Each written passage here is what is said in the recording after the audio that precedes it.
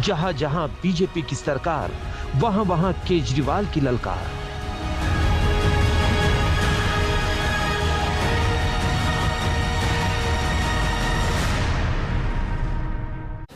उत्तर प्रदेश में ब्लॉक प्रमुख के चुनावी हिंसा और अराजकता के आरोपों से घिर गए हैं। कहने को लोकतंत्र की पहली सीढ़ी पंचायत है, लेकिन उसी पंचायत चुनाव में मर्यादाओं को तार तार करने वाली तस्वीरें सामने आई।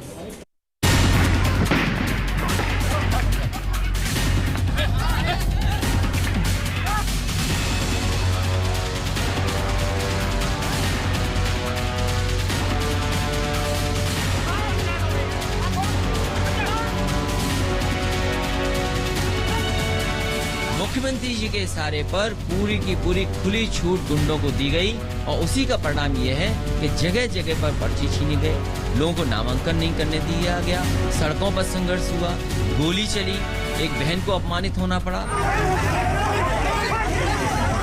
2022 के फाइनल से पहले जिस पंचायत चुनाव को सत्ता का सेमीफाइनल माना जा रहा है, उसी चुनाव के चीरहरण के दृश्यों पर अखिलेश यादव ने मुख्यमंत्री योगी आदित्यनाथ पर सीधा हमला बोला। चुनाव जीतने की हड़बड़ी में गड़बड़ी की ऐसी तस्वीरें सामने आई कि राम राज्य वाले सुशासन के दावों का दम निकल गया।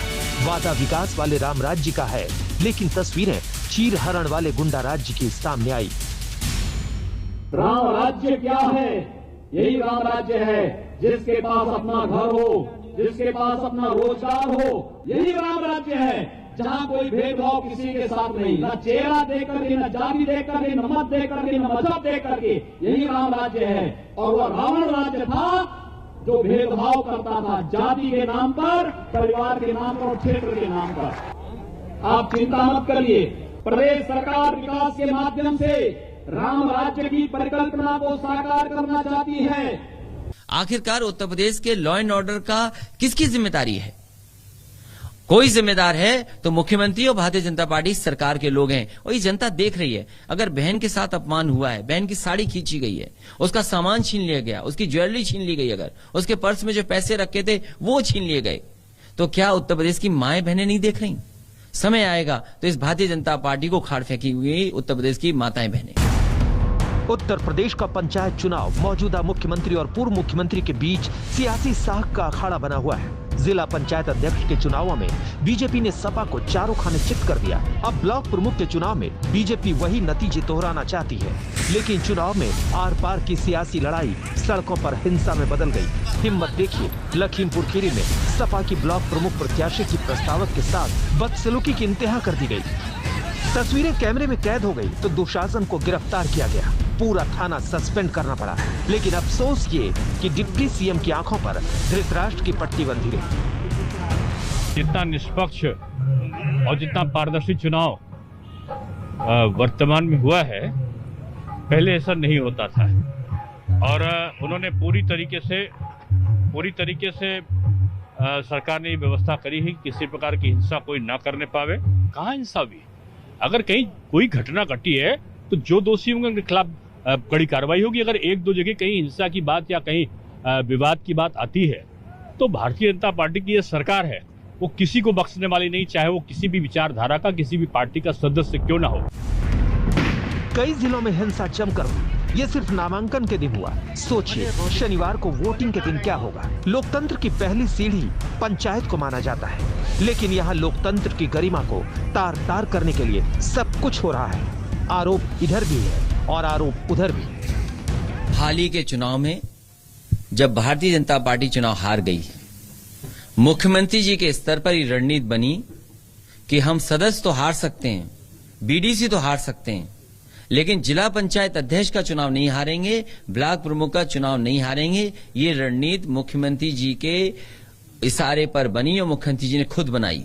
और इसलिए बनाई क्योंकि जनता ने जब चुनाव उन्हें हरा दिया, अपना परसेप्शन कैसे बने देश में और दुनिया में कि ब्लॉक प्रमुख सबसे ज्यादा उनके हैं, जिला पंचायत अध्यक्ष उनके हैं, इसीलिए मुख्यमंत्री जी के इशारे पर पूरी की पूरी खुली छूट गुंडों को दी गई। और उसी का परिणाम यह है कि जगह जगह पर पर्ची छीने गए, लोगों को नामांकन नहीं करने दिया गया, सड़कों पर संघर्ष हुआ, गोली चली, एक बहन को अपमानित होना पड़ा। उत्तर प्रदेश के जो स्पीकर रहे 2 बार, उनको अपमानित होना पड़ा, विधायक, पूर्व विधायक, उन सबको अपमानित होना पड़ा। ये अगर किसी की जिम्मेदारी है, अगर किसी के सहारे पर हुआ है ये गुंडई, तो भारतीय जनता पार्टी के चुने हुए मुख्यमंत्री के ऊपर हो।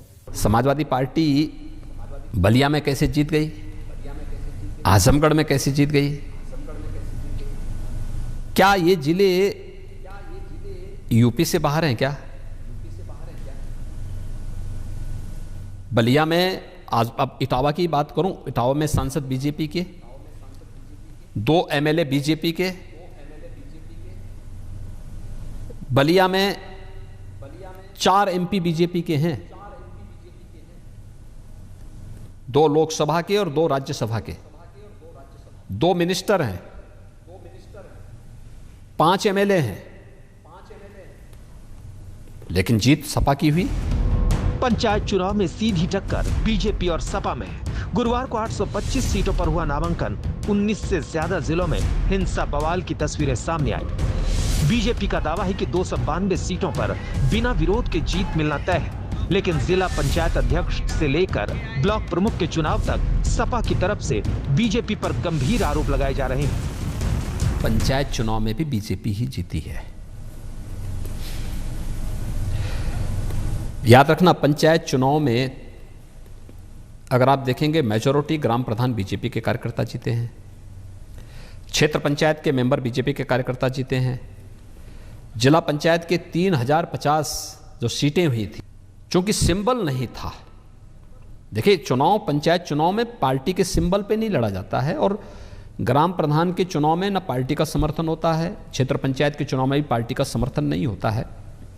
जिला पंचायत में पार्टी समर्थन करती है, तो बीजेपी के ही कार्यकर्ता जीते थे। अगर मुख्यमंत्री योगी होकर के झूठ बोले तो आप क्या कल्पना करेंगे? आप सदस्य किसी के जीते हो नहीं जीते हो, लेकिन जिस तरीके से उत्तर प्रदेश का चुनाव हुआ है पूरे देश ने देख लिया।